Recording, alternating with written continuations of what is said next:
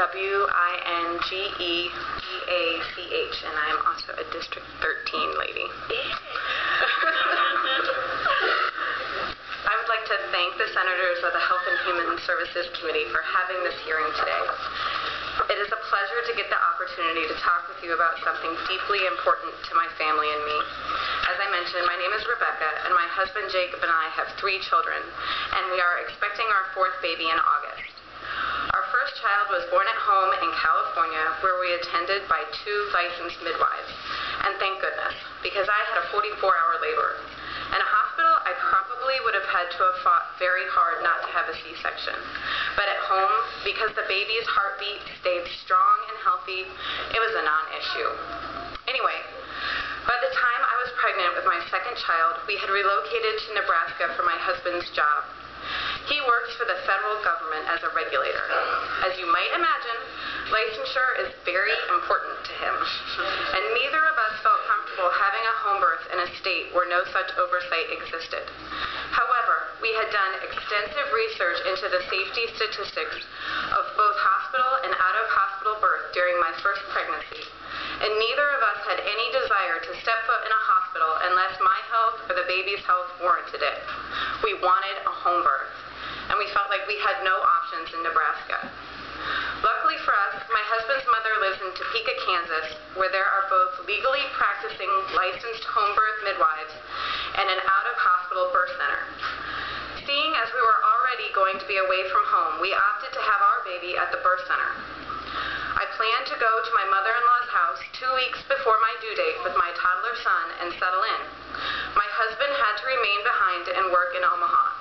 But when I went into labor, I would call him and he would get on the road and join us. Surely he would have enough time to make the 3-hour drive. My last labor had been 44 hours after all.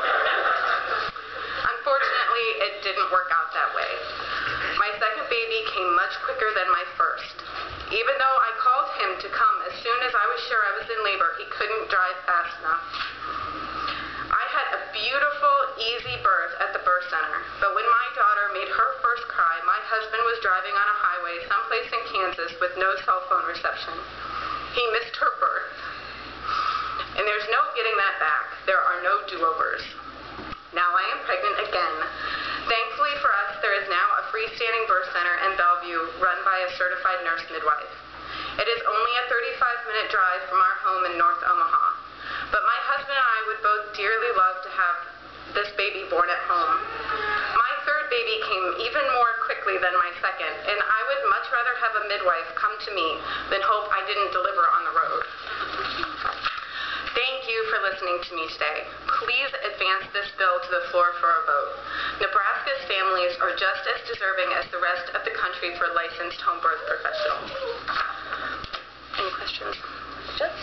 Senator Cook. Thank you, Madam Chair. At your first birth, do you know whether or not those were certified nurse midwives?